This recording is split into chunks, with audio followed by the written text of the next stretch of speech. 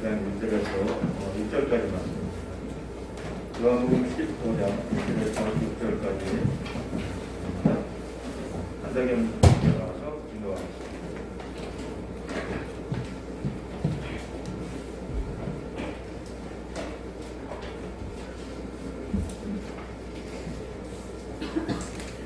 너는 참포도나무여 내 아버지를 모으라.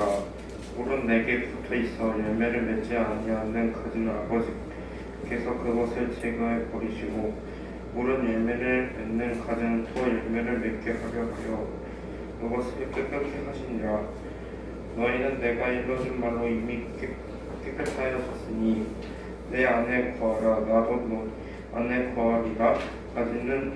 가지가 포도나무에 붙어있지 아니하면 스스로 열매를 맺을 수 없음 같이 너희도 내 안에 있지 아니하면 그러하리라. 나는 포도나무요 너희는 가지라. 그가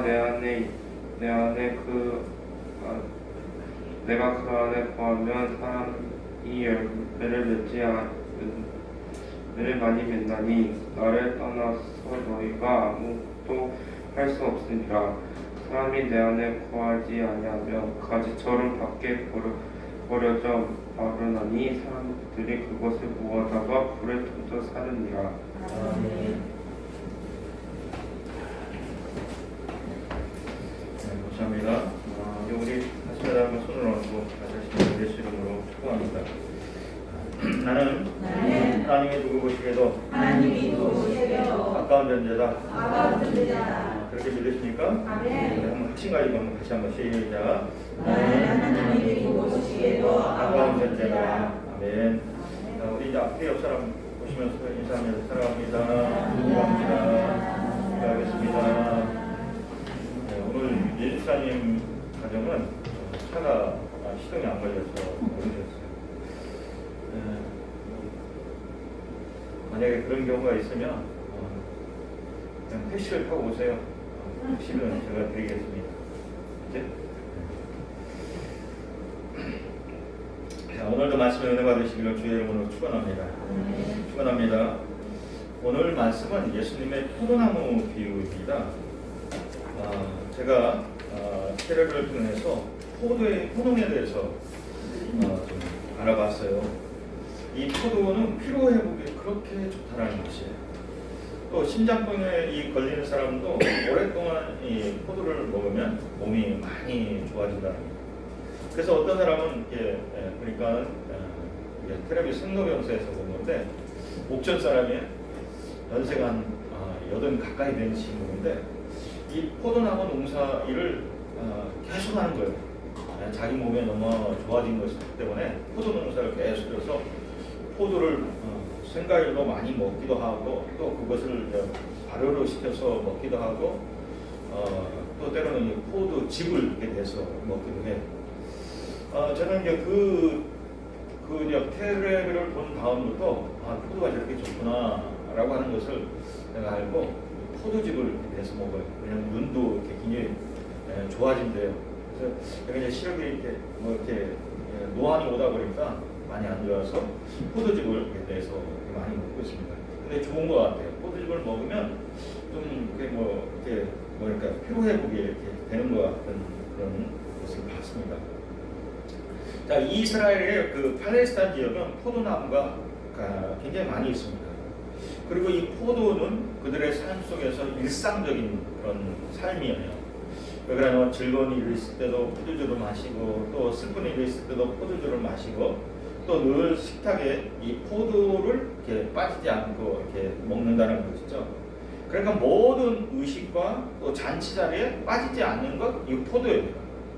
자, 예수님이 그래서 첫 번째 기적도 뭐였냐면 가난한 혼인 잔치에 가서 물을 포도주로 만든 그것이 예수님의 첫 번째 기적이었습니다. 잔치집에 포도주가 떨어졌어요. 주인은 자기가 예상했던 것보다 많은 사람들이 온 것 같아요. 예수님도 초청받았죠? 예수님도 초청받았는데 예수님 혼자 가신 게 아니라 제자들과 함께 가셨어요. 그러니까 여러분 생각해보세요. 한 사람에 몇 사람씩 같이 데리고 가니까 그 집에 포도주가 예상했던 것보다 모자란 거예요. 근데 그 사실을 알고 이 주인은 얼마나 당황했겠어요. 당황한 그 주인을 보고 예수님의 어머니 마리아가 예수님한테 부탁하는 거예요. 이 집에 포도주가 떨어졌다. 그러니까 예수님이 이 집에 포도주가 떨어진 것을 알고 물로 포도주를 만든 사건, 그것이 첫 번째 예수님의 기적이었습니다. 자, 이렇게 포도주는 그들의 일상에서 성경에서 많이 나오는 그런 장면인 것을 우리가 볼 수 있습니다. 그런데 이 포도나무는 얼마나 볼품이 없는 나무인지 몰라요. 여러분, 이 나무라고 하는 것은 예쁘게 생겼어야 돼, 예쁘게. 근데 포도나무는 예쁘게 생기지를 않았어요. 그런데 이 포도는 어떻습니까?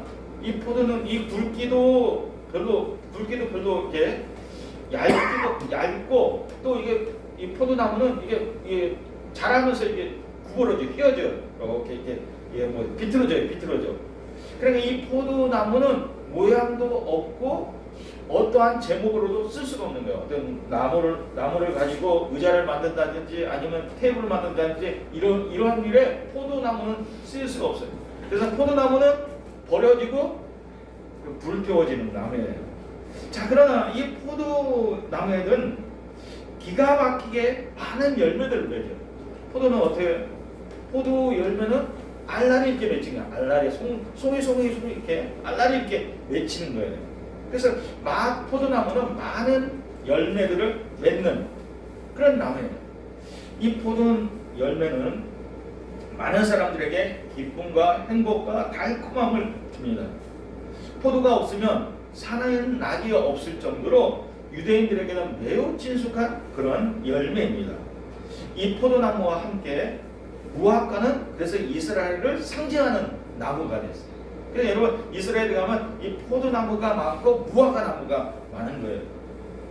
의외로 볼품없는 나무이지만, 그래서 어떠한 나무의 제목으로도 쓰여질 수 없는 나무이지만, 그러나 그 열매가 주는 그것은 사람들에게 행복을 주고 기쁨을 주고 그런 나무라는 것이죠. 자, 오늘 본문에서 뭐라고 합니까? 하나님은 이스라엘을 참 포도나무로 삼으셨다는 것이에요. 그 주변의 많은 족속들에게 이스라엘에 행복을 주고 기쁨을 주는 백성으로 포도나무같이 그렇게 삼으셨다는 것입니다. 모세 때 보면 이스라엘은 왕이 없었어요. 귀족도 없었어요. 모두가 다 똑같았어요. 그런데 안식년이 되면 노예는 반드시 해방시키고 빚진 자는 빚을 탕감해주는 그런 제도가 안식년의 제도예요. 안식년에는 가난한 사람과 나그네를 위해서 밭도 쉬게 하고 또 추수해서도 안 돼요. 매년 추수 때마다 가난한 자와 나그네를 위해서는 어떻게 합니까? 반 모퉁이를 남겨두는 거예요. 밭에 하나 이 정도 모퉁이를 남겨두는 거예요. 왜 그러냐면 가난한 사람 가부들이 와서 그 나머지 것을 추수해가는 거예요. 추수해가는 거예요. 근데 이거 보세요. 가난한 사람의 나그네들이 이걸 추수해가는데 이게 모퉁이 것을 추수해가면서 어떻게 자존심이 안 상하는 거예요. 네? 누가 이렇게 주는 동량 받는 것 같은 그런 느낌이 들어서 자존심이 상하지만 이 모퉁이 것은 그냥 주인이 남겨둔 거기 때문에 그걸 그냥 추수해가는 거예요. 그러니까 자존심이 안 상하고 추수해가는 거예요. 하나님께서 모세를 통해서 이렇게 이스라엘에게 이러한 제도, 안식년의 제도를 삼아주셨어요. 어쩌보면 우리는 이러한 생각을 갖고 어제 그 행사를 한 겁니다. 우리가 동네 사람을 찾아가서 일일이 주면 그 받는 사람이 멋쩍어요. 그러나 노예 선물로 놓여져 있는 것을 지나가는 사람이 그냥 가지고 가면 자존심 상하지 않고 자기가 필요한 것을 갖고 가는 거예요. 어쩌보면 이것이 성경적인 정신인 것 같아요. 그래서 그러한 일을 이렇게 제가 제안했고 여러분이 협조해 주셔서 정말 좋은 행사로 우리가 가졌던 것입니다. 자, 이러한 이야기를 들으면 사는 것이 힘들고 지친 사람들에게 포도주를 마실 때마다 어떻게 기쁨이 있고 생기가 도는 그런 소망이 생길 겁니다. 가난한 사람들이 또 지친 사람들이 살아갈 소망이 생기는 거죠. 그런데 참 포도나무인 이스라엘이 이런 하나님의 말씀을 잃어버리고 이방 사람들을 따라 사는 거예요. 그러니까 하나님은 이스라엘이 참 포도나무처럼 다른 사람들에게, 다른 이방인들에게 기쁨을 주고 또 삶의 어떤 활력소가 되는 그러한 삶을 살기를, 말씀으로 그렇게 삶을 살기를 원하셨는데 이스라엘 백성들은 그렇지 못했다는 거예요. 오히려 이방 사람들의 문화와 풍습을 따라서 오히려 포도나무의 역할을 하지 못하는 그런 삶을 살았다는 거예요. 그래서 여러분 말씀 봅시다. 자, 예레미야 2장 21절에 이렇게 말씀하세요. 내가 너를 순전한 참 종자 곧 귀한 포도나무로 심었거늘 내게 대하여 이방 포도나무의 악한 가지가 됨이 어찌 됨이냐. 그냥 하나님이 말씀해요. 너희 이거 포도나무는 비유죠. 이스라엘 백성을 참 포도나무로 심었는데 이것이 어떻게 악한 가지처럼 되었다 라고 그렇게 말씀하십니다. 그러니까 여러분 보세요. 하나님은 참 포도나무를 이스라엘 백성을 참 포도나무로 심으셨어요. 근데 그 포도나무가 멸종되었다는 것이에요. 사라졌다는 것이에요. 요즘에 이 자연 환경의 파괴로 인해서 멸종되는 동물과 식물이 많다라고 하는 그런 얘기를 여러분 들어봤죠? 우리가 바나나를 즐겨 먹는데 바나나도 멸종되어 간다는 거예요. 멸종되어 간대요. 그래서 얼마 전에 보니까 이 바나나가 멸종되어 갔는데 바나나가 새로 그 병균에 걸리지 않고 그 열매를 가질 수 있는 새로운 품종을 이렇게 개발했다라고 하는 그런 뉴스도 들었어요. 멸종된다는 것은 없어진다는 거잖아요. 다시 볼 수 없다는 거예요. 근데 하나님께서 이스라엘 백성들을 참 포도나무로 심었는데 이것이 이방 사람들의 풍속과 문화를 따르면서 참 포도나무의 역할을 못하는 거예요. 참 포도나무가 없어졌다는 거예요. 그래서 예수님이 뭐라고 하냐면 내가 참 포도나무다. 다시 심겨진 포도나무다. 그렇게 말씀하십니다. 자, 그래서 오늘 본문에 이렇게 말씀하시죠. 1절을 말씀 한번 봅시다. 나는 참 포도나무요 내 아버지는 농부라. 여기 나는 누구예요? 예수님이에요. 예수님으로 인해서 하나님의 참 포도나무를 다시 이스라엘 백성에게 심어졌다는 거예요. 왜? 이전에 심겨진 포도나무는 다 멸종되어 없어졌으니까. 다 병들었으니까. 그래서 하나님이 참 포도나무 대신 예수님을 이스라엘 백성 가운데 다시 심으셔서 다시 새롭게 하시겠다라고 하는 그 말씀인 거예요. 자, 하나님은 참 포도나무는 이스라엘을 가꾸기 위해서 얼마나 많은 수고를 했습니까? 하나님이 모세를 통해서 이스라엘 백성들에게 안식년과 같은 그런 좋은 제도를 줘서 이방 나라들에게 포도주의 맛을 보이기를 원하는데 그러한 삶을 살지 못하니까 하나님께서 끊임없이 이스라엘을 가꾸기 위해서 얼마나 힘들게 농사를 하셨는지 몰라요. 어떻게 했어요? 선지자를 수시로 보냈어요. 많은 선지자를 보냈어요. 많은 선지자. 그래서 하나님의 말씀이 뭔지를 깨닫게 하고 가르치기 위해서 선지자를 보냈는데 이스라엘 백성들 오히려 선지자들을 죽였다는 것이에요. 많은 선지자들이 하나님의 말씀을 갖고 왔지만 근데 이스라엘 백성들은 오히려 선지자들을 죽였어요. 그래서 많은 선지자들이 피 흘려 죽였어요. 그러니까 여러분 하나님은 이스라엘 백성들을 참 포도나무인 이스라엘 백성들을 잘 가꾸기 위해서 얼마나 많은 선지자를 보냈습니까? 농어로 얘기하면 비료를 준 거예요. 비료를 주고 영양제를 주고 또 뿌리고 한 거예요. 그러니까 이스라엘 백성들이 잘 자라고 그런데도 불구하고 이스라엘 백성들은 어디에 썩어져 갔다는 거예요. 멸종되어 갔다는 거예요. 여러분 생각해 보세요. 내가 어떤 열매 맺는 나무를 기르는데 그래서 그 나무에서 많은 열매가 맺도록 비료도 주고 영양제도 주고 가지치기도 해주고 했는데 열매를 맺지 않으면 어떻게 해? 열매를 얼마나 속상해요. 잘라버리는 거예요. 잘라버리는 거예요. 자, 하나님이 그렇게 노력했어요. 그런데도 불구하고 이스라엘 백성들은 병들고 부패해서 멸망되어 갔다는 것입니다. 그래서 여러분 이스라엘의 마지막이 뭡니까? 멸망이 뭡니까? 북왕국 이스라엘은 아수르에 의해서 멸망당하고 남왕국 유다는 바벨론에 의해서 멸망당한 거예요. 지금 예수님이 말씀하시는 이 당시에 이스라엘 백성들은 어땠습니까? 나라가 없이 노마로부터 지배를 받고 있는 시대. 나라가 멸망됐어요. 그러니까 여러분, 이스라엘 백성들은 종교적으로도 희망이 없고, 정치적으로도 희망이 없고, 경제적으로도 희망이 없고, 모든 것에서 절망중에 있어요. 근데 예수님이 이들에게 다시 말씀하신 거예요. 내가 참 포도나무다. 내가 참 포도나무로서 이스라엘 백성들에게 기쁨이 되고 소망이 되고 희망이 되는 그러한 나무로 심겨질 것이다 라고 말씀하신 거예요. 절망 중에 있는 저들에게 새 소망을 주고 인간의 참된 가치와 기쁨을 주는 참 포도나무의 열매로서 다시 이 땅에 나타났다라고 예수님 말씀하신 거예요. 자, 예수님의 모습은 정말 참 포도나무를 닮았어요. 예수님의 모습은 뭐라고 그래요? 구약 선지자가 흠모할 것이 없다. 흠모할 것이. 자, 이 포도나무가 비틀어졌다고 했죠. 자라면서 비틀어졌다고 했죠. 그러니까 여러분, 이 나무도 간성용 나무가 있어요. 간성용. 이 보기에 아름다운 나무, 그런 나무를 심어요. 우리가 소나무 같은 게 간성용 나무죠. 근데 이 포도나무는 그런 나무가 아니에요. 비틀어졌어요. 가지도 어떻게 연약해요. 그러니까 여러분, 예수님도 마찬가지예요. 예수님도 나무로 볼 때는 풍채도 없으시고 가진 것도 없으시고 배운 것이 없어요. 볼만한 것이 없어요. 그러나 예수님이 주시는 교훈, 그의 삶은 기가 막힙니다. 기가 막힌 포도즙입니다. 많은 사람들의 죄로부터 돌이키게 하고 삶의 기쁨을 주는, 삶의 생기를 복돋아주는 그런 포도와 같은 역할을 하신 분이 예수님이시에요.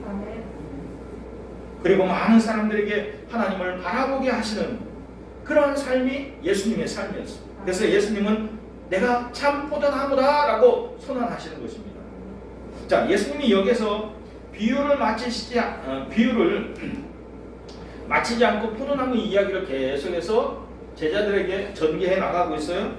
여러분, 포도나무를 재배한 사람이라면 이 포도나무를 어떻게 가꿔야 되는지를 이해하기가 쉬워요. 그러니까 이 제자들은 포도나무를 주변에서 보니까, 주변에서 봤고 포도나무를 어떻게 가꾸는지를 아니까 예수님이 이 말씀을 잘 이해할 거예요. 아, 포도나무가 이런 의미가 있지, 이런 의미가 있지, 그 이해를 하는 거예요. 자, 2절 한번 같이 봅시다. 2절. 자, 시작. 무릇 내게 붙어 있어 열매를 맺지 아니하는 가지는 하나님 아버지께서 그것을 제거해 버리시고, 무릇 열매를 맺는 가지는 더 열매를 맺게 하여 그것을 깨끗하게 하시느니라. 아멘. 많은 열매, 더 좋은 열매를 맺기 위해서는 농부는 쓸데없는 가지는 잘라버립니다. 예, 여러분, 이런 몸이 이제는 포도, 여기 용원동에도 저쪽 이제 산 밑에 가면 포도 밭이 많이 있어요. 그래서 등산로에 가다 보면 이런 몸에 이 농부들이 나와서 이 가지치기를 하는 걸 봐요.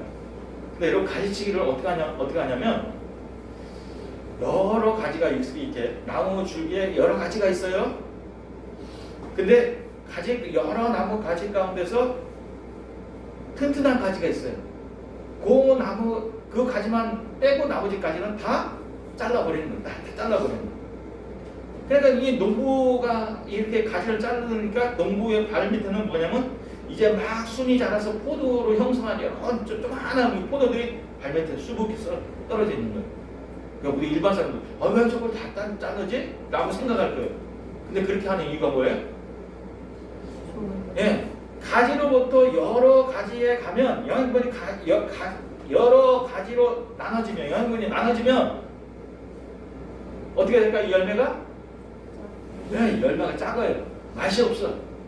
근데 이 한 가지만 남겨놓으면 이 가지에 붙어있는 포도는 어떻게 되냐면 알이 크고 맛있는 거예요. 모든 영양분이 이 가지로 가기 때문에.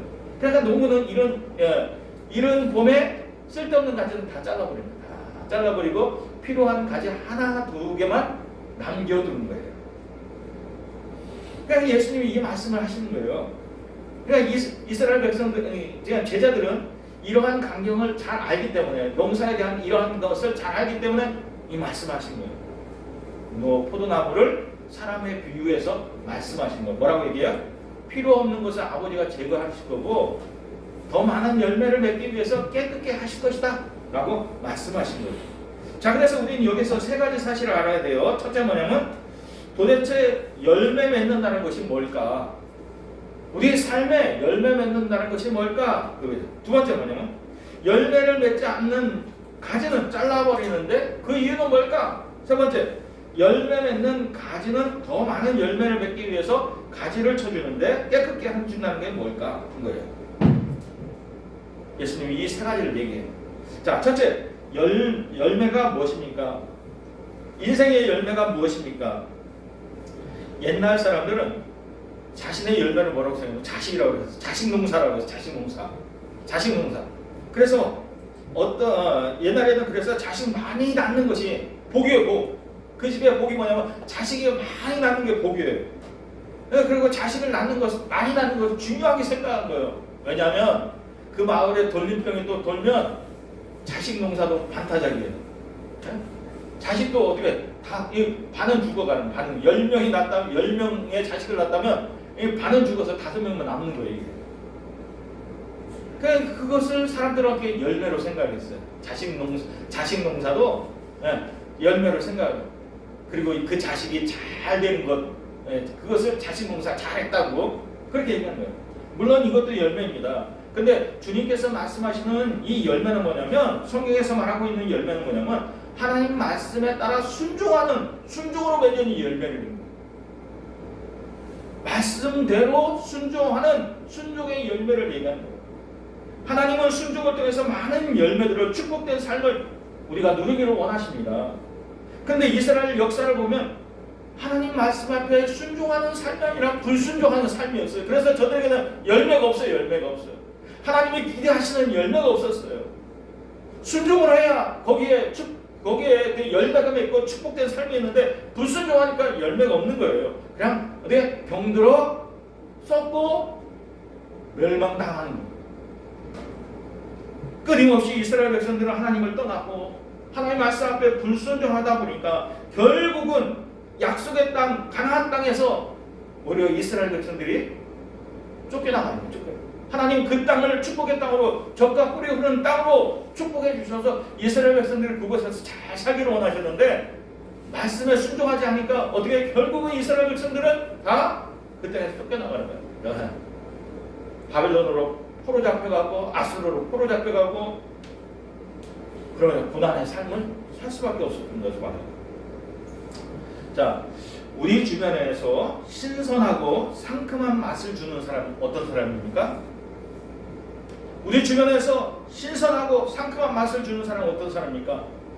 하나님의 말씀에 온전히 순종하는 사람. 자신의 생각이나 자신의 고집이나 자신의 야망을 쳐내고 하나님의 말씀에 온전히 복종하는 사람을 보면 얼마나 기감이 되는지 모릅니다. 얼마나 신선한지 모릅니다. 그러한 사람의 삶에는 아주 독특한 맛과 향이, 그리스도의 향이 있다는 것입니다. 말로 표현할 수 없는 향긋한 그리스도의 향이 있다는 겁니다. 그러니까 주님 우리에게 말씀하십니다. 우리가 믿는 사람으로서 썩은 냄새 내지 말고 그리스도의 향기가 되는 거예요. 여러분, 저와 여러분 모두가 그리스도의 향기를 내는, 그리스도의 맛을 내는 그런 그리스도인이 되기를 주의 이름으로 축원합니다. 축원합니다.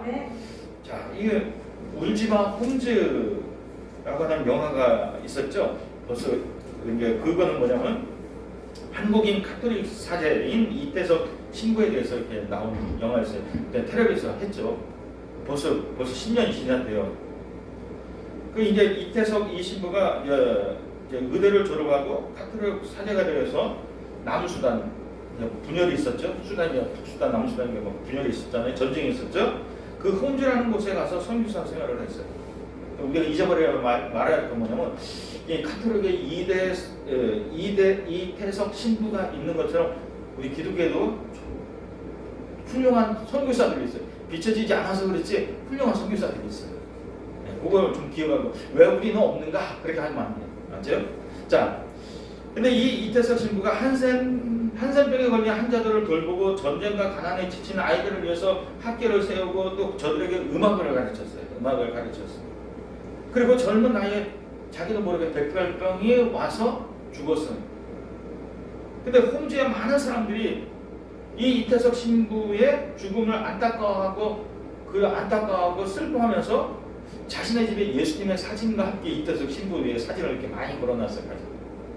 너무나 많은 영향력을 미쳤다는 거죠. 그래서 하나님은 우리로 하여금 그런 삶을 살기를 원하니까 내가 그리스도인으로서 다른 사람에게 영향력을 끼칠 수 있는 삶을 살기를 원한다는 그것이 열매라는 것이 열매라는 것이. 대부분의 삶은 돈이 생기는 일이라면 불을 켜고 달려들고, 그러나 말씀에 따라 사는 삶은 그렇게 하지 않는다.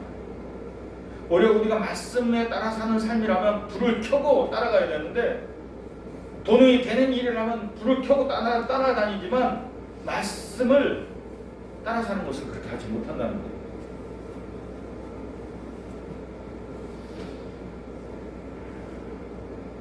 이 세상에서 가장 위대한 일은 말씀대로 사는 거예요. 하나님 말씀대로 사는 거예요. 말씀대로 살다 보면 우리가 손해보는 것 같고 잘 안 되는 것 같은데 거기는 뭐가 있어요? 하나님의 역사가 있고 삶을 누리게 하는 하나님의 축복이 분명히 있다는 것이에요.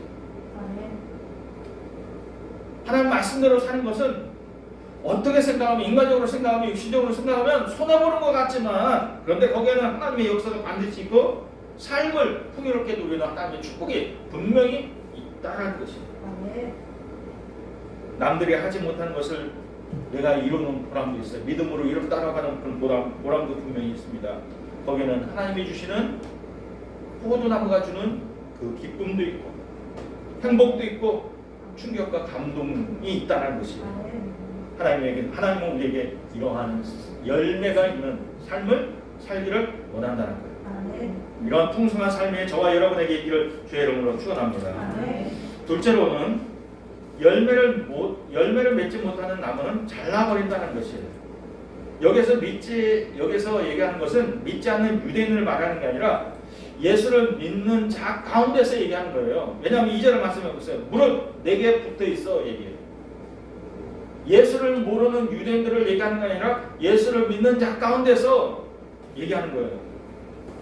이 말씀은 예수를 따르는 자를 두고 말씀하시는 건데, 자, 이 구약의 예언서 가운데 중요한 사상은 뭐냐면 남은 자의 사상이에요. 남은 자의 사상. 하나님이 이스라엘 백성이라고 다 구원하는 것이 아니라, 다 살려두는 게 아니라 하나님의 뜻에 순종한 자만 남겨두고 저들을 구원하셨어요. 그러니까 여러분 이스라엘 보세요.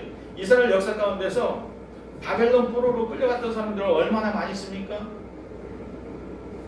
근데 바벨론 포로로 끌려갔던 사람보다도 죽은 사람이 많아요. 엄청난 많은 사람이 죽었어요. 근데 여러분 이들이 비록 바벨론에 끌려갔지만 거기서는 살았어요. 그냥 하나님께서 그들을 남겨두시는 거예요. 구루토기처럼 남겨두셨어요.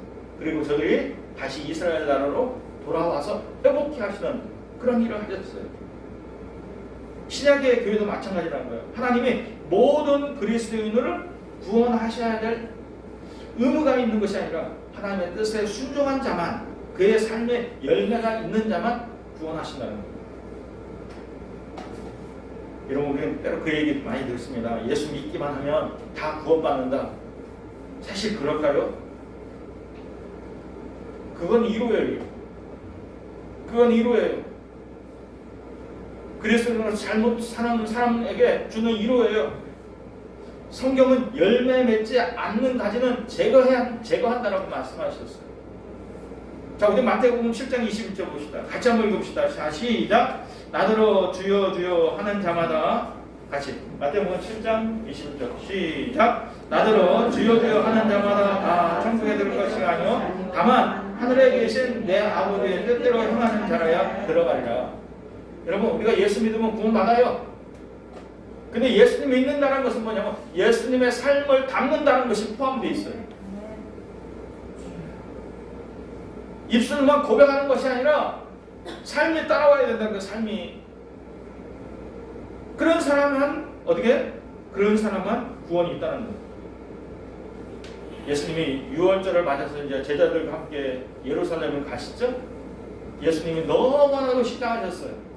그래서 길가에 있는 입이 아주 풍성이 있는 무화과 나무를 보고 그 무화과 나무에 열매가 있는가 해서 그 열매를 따먹기 위해서 무화과 나무 옆에 갔는데 이 무화과의 열매를 얻지 못했어.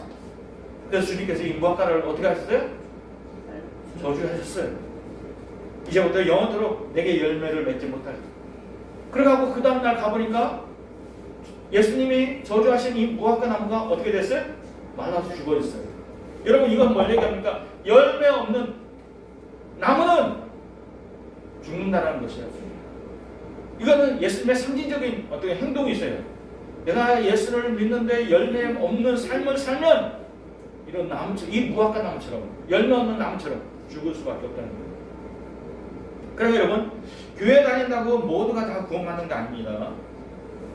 열매 없는 가지는 반드시 주님께서 제거하셔요. 우리가 그때가 언제는 모르지만 우리 주위에서는 처음에는 열매를 맺지 못하다가 이제 신앙을 갖고 열매를 맺는 삶을 사는 그런 모습의 성도를 볼 수 있어요.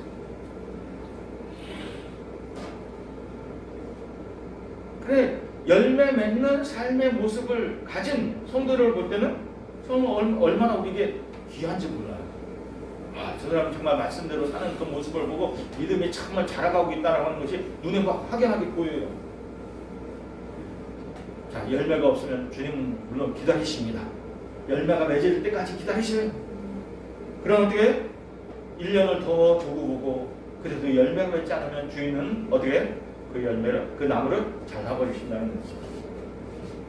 자, 말씀에 순종하는 자는 하나님이 저를 더 깊은 진리 가운데로 인도해 가십니다. 근데 말씀에 순종하지 않으면 말씀에 오히려 저를 밀어내는 거예요. 사람을 밀어내는 거예요. 다시 말해서 말씀에 순종하는 사람은 말씀에 순종하다 보니까 그 순종하는 기쁨이 있어요. 말씀에 순종하면 순종하는 기쁨. 말씀대로 되니까 말씀대로 해보니까 정말 하나님이 이렇게 나를 축복하시는구나 경험이 돼요. 근데 말씀 듣기 싫어하는 사람은 말씀 듣는 것을 외면합니다. 텔레비에서 방송 설교 나오면 꾸기도 하고 거부하겠죠. 그렇다면 여러분 나는 어느 쪽입니까? 정말 말씀을 사모해서 말씀을 가까이 하고 말씀대로 살려가는지 아니면 말씀 듣는 것이 거북스러워서 그러한 일이 있으면 거부하고 꺼버리는지. 여러분 말씀 듣고 순종하기를 그리고 말씀을 더 사모할 수 있기를 주의 이름으로 축원합니다. 세 번째, 열매 맺는 가지는 더 많은 열매를 맺게 하기 위해서 깨끗하게 한다라고 하는 말씀입니다. 가지를 깨끗하게 해야 한다는 거예요. 여러분 때로는 이게 이 나무 가지에 곰팡이균이 있어요. 곰팡이균으로 이렇게 낄 때가 있어요. 그러니까 나무마다 곰팡이균은 낄 수 있어요. 그럼 곰팡이가 있는 거 어떻게 해야 돼? 제거해야 돼요. 제거했는데 또 생기면 어떻게 해? 자꾸 어떻게 청소를 해줘야 깨끗하게 해줘야지. 그죠? 그 가지에 붙어 있는 이런 곰팡이들은 다 잘라내요. 그리고 또 한 가지 있어요. 잔가지들은 다 잘라내요. 이제 남은 가지에 영양분이 집중하도록 하기 위해서 잔가지들은 다 또 잘라내요.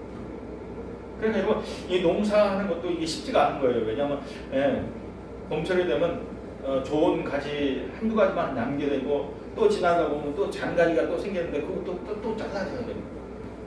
일반 나무도 마찬가지예요, 여러분. 일반 나무도 이렇게 줄기가 쭉 올라오죠. 가지가 나무가 이렇게 쭉 올라오죠. 근데 이런 보면 되면 옆에서 이렇게 세 가지들이 이렇게 이렇게 나와요. 근데 이 세 가지들은 어떻게 해야 되냐면 잘라줘야 돼. 이거 안 잘라주면 모양이 비틀어지고요. 이 가지가 또 이게 나온 가지가 새로 나온 가지가 좀 굵어지면서 이 나무의 모양이 틀어지는 거예요. 달라지는 거예요. 그러니까 어떻게 새로운 나온 가지는 다 잘라주는 거예요. 그리고 이 나무가 곧게 클 수 있도록 곱게 커서 모양을 아름답게 잡을 수 있도록 그렇게 하는 거예요. 자, 예수님이 자신을 따르는 제자들에게 요구하신 건 뭐냐면 주님께 철저히 순종하고 헌신하는 거예요. 다시 말해서 모든 필요를 주님으로부터 받고 다른 것은 생각하지 않도록 생각이 복잡하고 의지할 것이 많은 사람들은 주님을 절대로 의지할 수가 없어요. 왜냐하면 무엇인가 내 뜻대로 되지 않으면 주님을 저버리고 세상적인 방법을 취할 수 있기 때문에 그렇습니다. 그러니까 포도가 열매를 맺고 더 좋은 열매를 맺기 위해서는 반드시 그 나무를 철저하게 어떻게? 가지는 철저하게 붙어 있어야 됩니다. 가지는 철저하게 나무에 붙어 있어야 됩니다. 주님도 좋기는 하지만 또 다른 여러 가지 내게는 다른 제한이 있다, 다른 대안이 있다 라고 생각하면 그 사람은 결코 좋은 열매를 맺을 수가 없다는 거예요. 자, 예수님이 제자들에게 뭐라고 했습니까? 3절에 봅시다. 3절.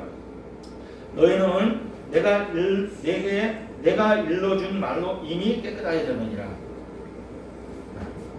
예수님은 제자들에게 얘기하신 거예요. 너희들은 이미 내가 일러준 말로, 내가 말씀대로 내가 순종하기 때문에 이미 깨끗해졌다 라고 말씀하시는 거예요. 자, 그러나 여기서 주님이 말씀하신 건 뭐냐면 제자들이 주님의 말씀을 따르기 위해서 다른 대안들을 다 버렸다는 거예요. 그래서 여러분, 예수님의 제자들을 부르실 때 예수님의 제자가 된 사람들은 어떻게 했어요? 다른 대안들을 다 버렸어요. 배도 버리고 아버지도 버리고 그물도 버리고 주님만 쫓아갔어요. 근데 이제 지금 이 말씀을 하시는 상황은 뭐예요? 이제 이 6월절 절기가 지나면 예수님이 예루살렘에 올라가서 잡혀 죽게 돼 있어요. 제자들 곁에 예수님이 없어요. 저들이 예수님을 따르는 것은 어디에? 삶의 목적이 됐는데 이제 목적도 잃어버릴 수 있어요. 그래서 여러분 보세요. 예수님이 죽자 제자들이 다 뿔뿔이 흩어졌죠? 그리고 어떤 많은 제자들이 어떻게 했어요? 우리가 갈릴리로 돌아가겠다. 그리고 갈릴리로 돌아가서 그들의 본래 법이었던, 본래 생업이었던 어부 생활로 돌아가지 않습니까? 그때 부활하신 예수님이 제자들을 찾아가셔서 제자들에게 뭐라고 말씀하세요? 너희가 나를 사랑하느냐? 나를 사랑한다면 내 양을 쳐라, 내 양을 먹이라 라고 그렇게 말씀하셨어요.